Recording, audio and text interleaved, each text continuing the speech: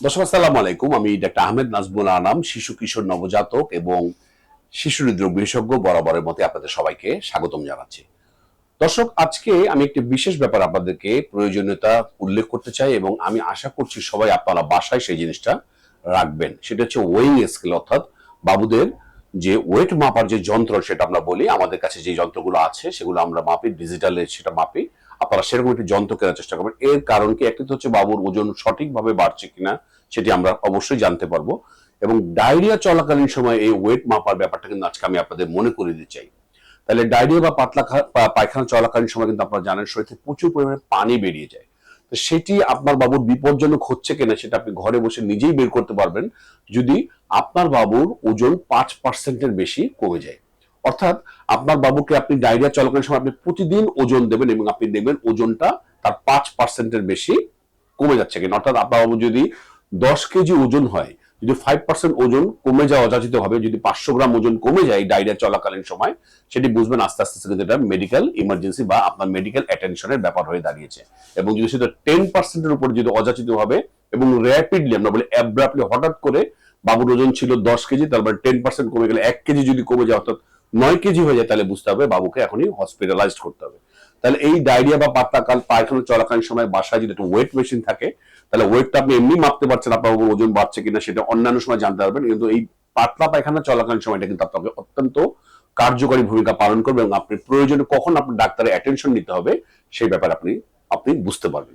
তো দর্শক, আজকের ভিডিওতে আসলে আমি সেটাই জানাতে চাই যে ওয়েট মেশিনের সাথে সাথে আপনি কি কি দেখে বুঝবেন আপনার বাবুর ডায়রিয়া বা পাতলা পায়খানা চলাকালীন সময় আপনার বাবু সাম সাইন, যেটা আমরা বলি নো সাইন, সাম সাইন এবং সিভিয়ার সাইন ডিহাইড্রেশন আছে কিনা, অর্থাৎ সে নো সাইন থেকে সিভিয়ার হয়ে যাচ্ছে কিনা সেটা আপনি কিভাবে বুঝবেন।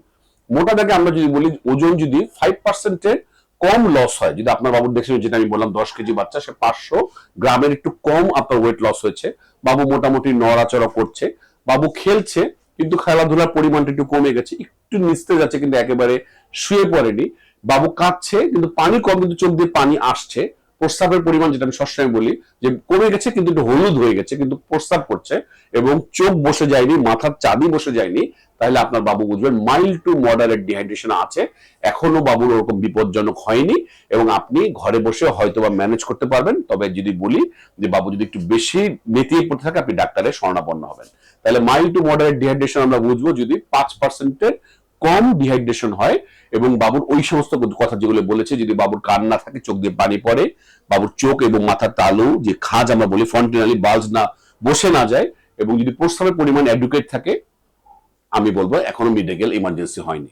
কিন্তু এই যে ওজন কমাটা যদি 5 থেকে 10%-এর দিকে আগায়, অর্থাৎ ওই যেটা বলেছে 10 কেজির বাচ্চা যদি সাডেনলি ওজন হারায় এবং অ্যাব্রাপ্টলি, আমরা বলি হঠাৎ করে বাবু মা বলে স্যার আমার বাবুর একদম শুকায় গেছে, ওজন কমে গেছে, যদি 10%-এর ওরকম হয়ে যায়, অর্থাৎ 1 কেজির মতো ওজন সাডেনলি কমে যায়, বুঝতে হবে বিপজ্জনক হারে আপনার বাবুর শরীর থেকে পানি বেরিয়ে গেছে, অবশ্যই এটা medical emergency. At the same time যদি আপনি দেখেন চোখ বসে যাচ্ছে, মাথার যে ফন্টেনালি অর্থাৎ মাথার যে যে চাঁদিটা ঢুকে যাচ্ছে এবং বাবুর প্রস্রাব একেবারেই কমে গেছে, তাহলে কিন্তু বিপজ্জনক আছে, আপনাকে অবশ্যই ডাক্তারের শরণাপন্ন হতে হবে। আর যে দুটো শব্দ আমরা বলি, একটা হচ্ছে লিস্টলেস আর হচ্ছে কি লেথার্জিক, অর্থাৎ বা লিস্টলেস আর লেথার্জিক দুটো শব্দ আপনাকে জানতে হবে। লিস্টলেস মানে হচ্ছে বাবু আছে মোটামুটি, খেলাধুলা করতে পারছে না, চুপচাপ হয়ে আছে, কিন্তু বাবু তাও মোটামুটি সে তার দৈনন্দিন কর্মকাণ্ড চালিয়ে যেতে পারছে। কেন সে চুপচাপ হয়ে আছে?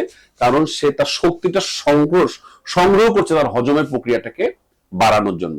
আর লেথার্জিক যখন বাবু দেখেন একদম নেতিয়ে পড়ছে, মাথায় তুলতে পারছে না, চোখ বসে গেছে, প্রস্রাব কমে গেছে, হাত পা ঠান্ডা হয়ে যাচ্ছে, এবং এই যেটা বললাম সাডেনলি যদি ওজন কমে যায় 10%, তাহলে বুঝবেন আপনি ঘরে বসে থাকলে সমূহ বিপদের সম্ভাবনা আছে এবং আপনাকে আর্জেন্টলি ডাক্তারের সাথে শরণাপন্ন হতে হবে, প্রয়োজনে হসপিটালাইজ করতে হবে। তো দর্শক, আমি মনে করছি এই সমস্ত তথ্যগুলো, বিশেষ করে ওয়েইং স্কেলের যে প্রয়োজনীয়তা, আমরা স্বাস্থ্য বলে শুধু মনে করি আমার বাবুর ওজন বাড়ছে কিনা, কিন্তু এই ওজনের সাথে কিন্তু অন্যান্য অনেক কিছু সম্পর্ক আছে, সেই জিনিসটা আপনাকে জানতে হবে এবং বৈজ্ঞানিক ভাবে আপনার মাথা খাটিয়ে বুঝতে হবে আপনার বাবু ভালো আছে কি নেই। তো দর্শক, আজ এই পর্যন্তই। পরবর্তী নতুন কোনো টপিক নিয়ে আবার হাজির হব, সেই পর্যন্ত বরাবর মতোই আল্লাহ হাফেজ।